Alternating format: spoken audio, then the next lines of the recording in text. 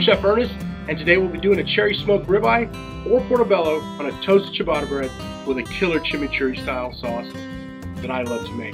Today we're going to start off with a chimichurri.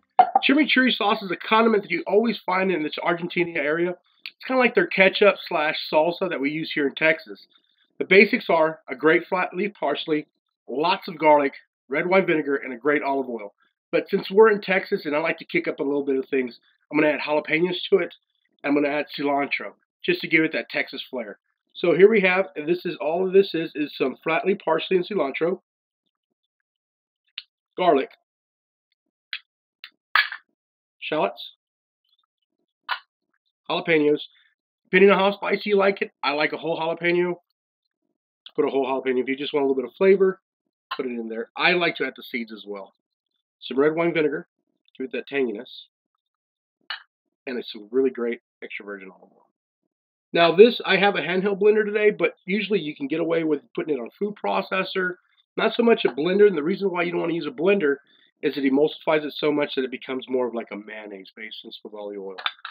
So I get my trusty partner over here, Lucy. And it's kind of like making the consistency of a pesto.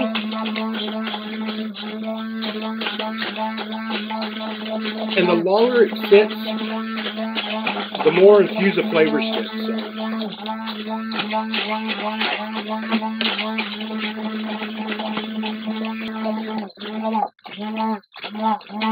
As you can see how it's kind of gelled up, kind of like a pesto. If it so happens, sometimes if the parsley is not really wet or doesn't have that much greenery, it kind of thickens. So what I like to do in this little trick of the trade that chefs like to do is add a little water to it, just to kind of loosen it up. So I'm going to put a little water on it.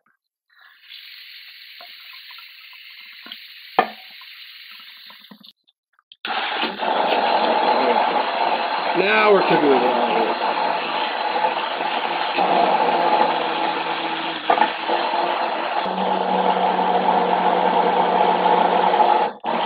Alright, and that's all she wrote.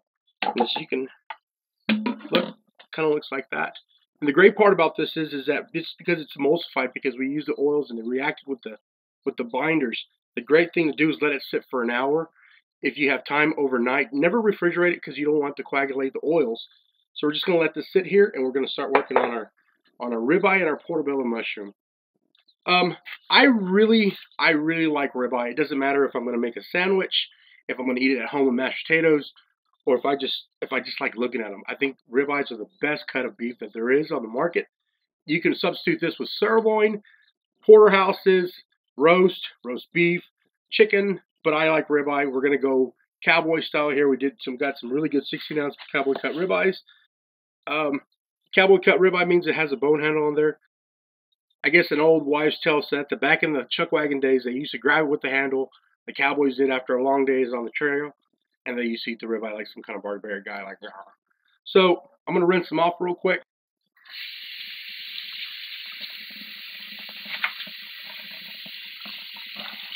The reason I like to do that is just to get the extra blood. I like to get my trusty old Ziploc bags / marinating thingamabob, as they say. Put my ribeyes in here. And this is a really cool trick. Instead of making two, we're going to knock two birds out with one stone. I made enough chimichurri that we're going to finish off the ribeye, but the same thing as our marinade. So I'm going to put half of it in the corner here and use the other one for the marinade. Oh yeah. Make sure you get them really coated well. You know you have something going good here when you smell nothing but garlic. If you have vampire friends or anything like that, they probably won't come over because of all the garlic you use. Once these are nice and marinated, we're going to let them sit in the fridge for an hour.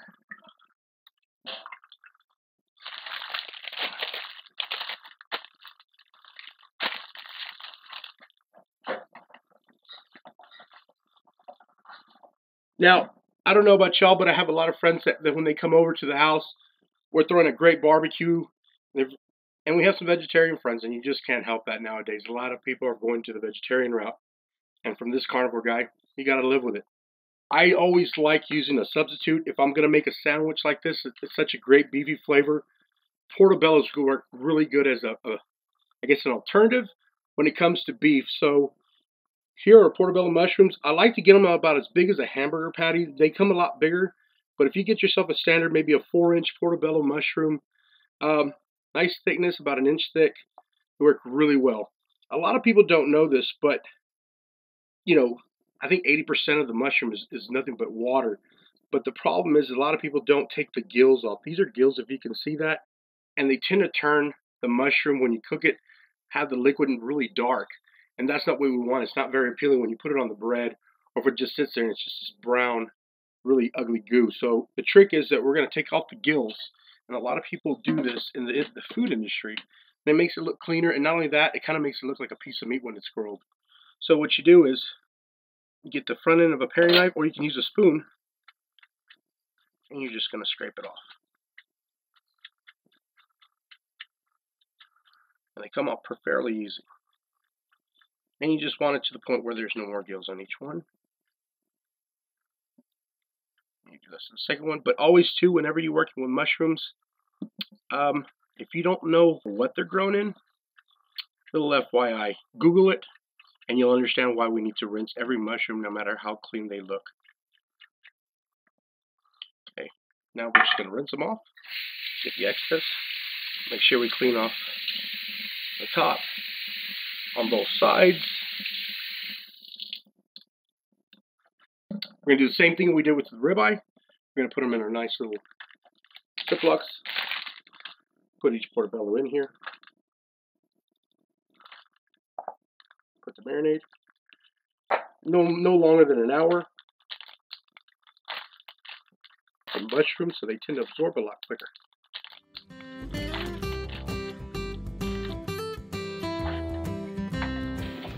No more than an hour. I don't like to leave them overnight when it comes to portobellos due to the fact that they're really full of moisture, and the maximum is a good hour. The ribeyes, if you get a chance, if you can do them overnight, that would be awesome. The flavor will be more intense than you ever think of. Since I have some time right now, I'm going to go and clean up here. 40 minutes to play with, and we'll start that grill. It's been about 40 minutes into the hour marinade that we wait before we put on those portobellos. So this is a great time to go and start the grill and put those wood chips. What I really love using is cherry wood when it comes to beef, and it has a great flavor on portobellos as well. Western makes a great product. I use this a lot when I barbecue on my regular barbecue pit because I like the way the flavor is and the smoke. What's going to be really cool about this product is that we're using it on a tray. We're going to get the same flavor and smoke hand to hand if we were using the barbecue pit or if we're using the gas grill. So that's what I love about these wood chip trays. So I'm going to go ahead and fill them up all the way to the top. It takes about 20 minutes, 15 to 20 minutes. Depends on how hot you have the grill. If you got it blasting at 500, it takes about 15 minutes. You're more of a non-scary, non-flame kind of guy. You got to put it maybe about 25 minutes. But eventually they'll turn on. I like to put them in the corner like it's a bad kid. Over here in this corner. Once I get them in, I shut them down. And this is a little chef tip, I guess you could say. I love to go ahead and toast my ciabatta bread and get it all nice and toasted while those are waiting, so I can have that grill clean before putting any kind of meat products on there, and I can get back on those buns. So let me get those ciabatta breads going and start grilling them. What I have here is some really fresh baked ciabatta bread I got from the local bakery. There's nothing better than fresh bread. I don't like buying frozen, so these are some really good ciabatta bread. We got quality steak, we got quality portobellos, and a quality chimichurri. Might as well finish it off with a quality bun. If you got this thing going full blast, 500 degrees, which is pretty much high on your grill, it takes less than maybe 15 seconds.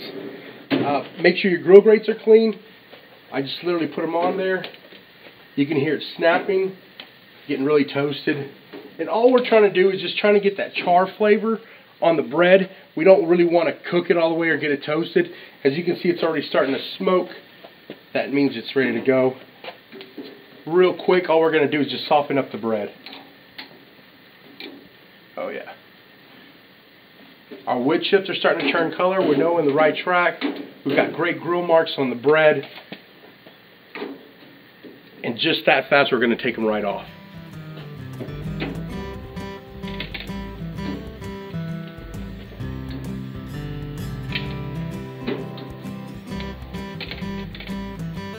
Oh yeah, there. Now you got fancy food and fancy bread. Now we got about another 10 minutes left. And we'll go and pull out those ribeyes and portobellos and get them ready to go on the grill.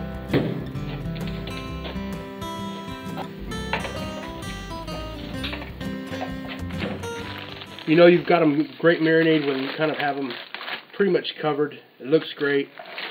From this outside, it actually smells pretty awesome too.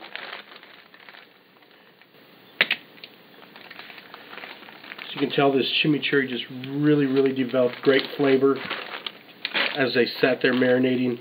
Same thing with the portobellos. The aromatics off these things are just really insane.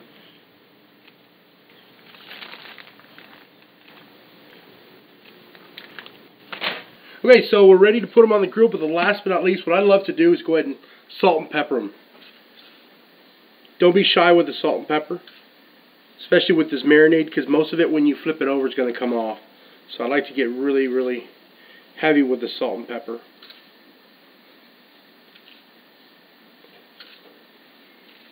Put a little salt and pepper blessings on these bad boys.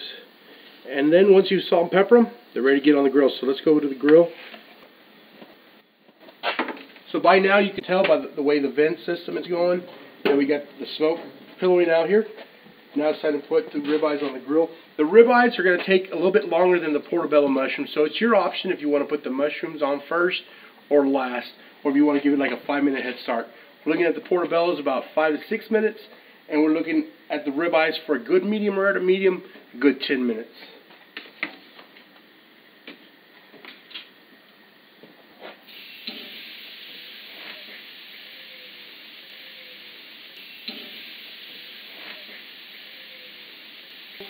We didn't need to put any sealant because the chimichurri is full of oils, and those oils are actually going to go ahead and kind of be our lubricant so it won't stick on the grill.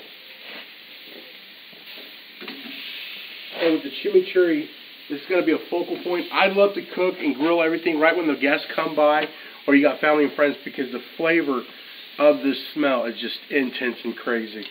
So I'm going to close it up and let it get that smoke bath. While this is cooking, a lot of little FYI tips. I like to cook my grill. If you love those grill marks, if your grill's running straight, I like to start them up at 10 o'clock, and then when I cross every 3 minutes, then at 2 o'clock, and then we'll flip it over and you get those great diamond grill marks that everybody loves to see at those restaurants. So while it's cooking, you can hear it.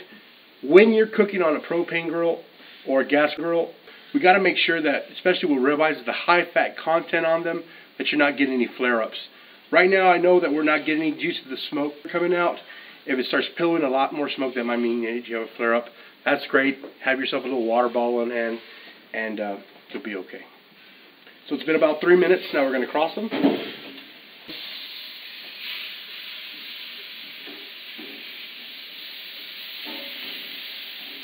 Oh, yeah.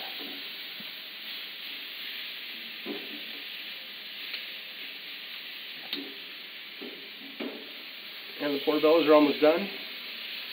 They're nice and soft. I'm going to leave them on there just a little bit longer.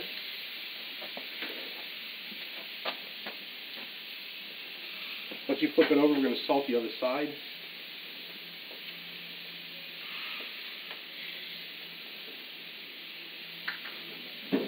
Starting to get a lot of that char flavor. The chimichurri is starting to set in. You can smell that nice cherry wood flavor coming in through the smoke. So it's been about 5 minutes now. I'm going to check on those portobellos and see how they look. Just like a steak, you just tap it, it should be nice and soft, kind of like a fleshy texture, not so firm. If it's firm, that means that the mushroom hasn't broken down yet, it needs a little bit longer. But as you can tell, you can just compare it to right here on your hand, and they're good to go. So I'm going to go and pull those out.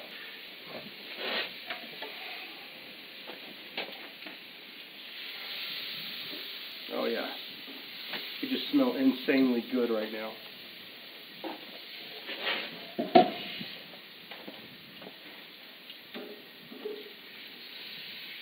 So now we're going to flip the steaks now. As you can tell, those grill marks that I was telling you about, 10 to 2, come out really great. Great for presentation. Sometimes this happens with ribeyes, and technically the connective tissue, just go ahead and get yourself a little cut right here, and it goes right back down. Again, Season the other side with salt and pepper.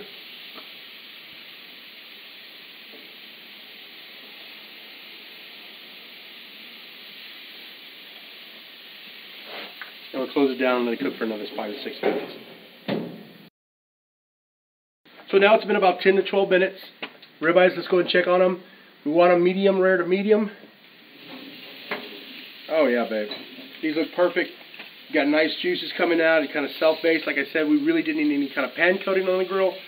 The chimichurri did its great job. It's kind of got this really great aroma. You can smell the cilantro, the jalapenos. You can smell the parsley.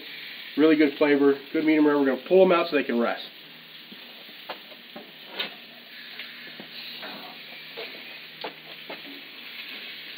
Oh yeah, baby. There's just something about Texas and beef that I just love. So now you can just close it. We'll just turn off the grill. Let these ribeyes rest for a little bit, and then we'll start cutting. So now the steaks have been resting for about 5 to 10 minutes, and now it's time to plate. Here we got some of our great ciabatta bread. I like to get the portobello mushroom, put it right on top, and put a little bit of that chimichurri sauce right over it. Now, if you don't want to put any more chimichurri on it, you can always put this on a little ramekin or a little bowl if you want to let them put it on themselves. It's more of a condiment from now on. It's got the great flavor in there. It's got the char flavor, but I like to add a little bit more. And especially with the portobellos, I like to add a little feta cheese. It kind of gives it that little bite that it needs at the end.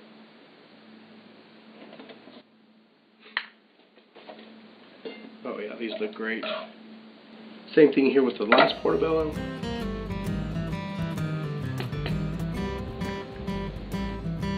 The great thing about this is that your friends, your guests that are coming to the house are not going to have any idea that you just did this with a small smoke of cherry chips. And on the steak, I like to put baby spinach and arugula. They'll give it that nice little bite. And then we'll go and slice it. This, I like to cut my ribeye at a bias. I leave this corner at what you call the lip, and I use more of the eye. So I like to cut it at a bias. Nice little thin strips. It doesn't necessarily need to be uniform. You just want nice pieces. But the great part about cutting biases, it kind of gives it thinner pieces, but they're flat, so you can go ahead and overlap them. I don't know about you, but I like to stuff my sandwiches with some substance. So here, the focal point's the beef, and we're gonna pile these bad boys on. They're really big and hearty. So if any of your friends complain that they go home hungry, it's their fault, not yours. The color's great. The temperature's perfect. People will be very happy with this. And you just pile them high. A little chimichurri. Doesn't hurt nobody. Oh yeah. So now we got nice, great cherry smoked ribeye and portobello mushroom ciabatta sandwiches with a great chimichurri Texas style. Enjoy.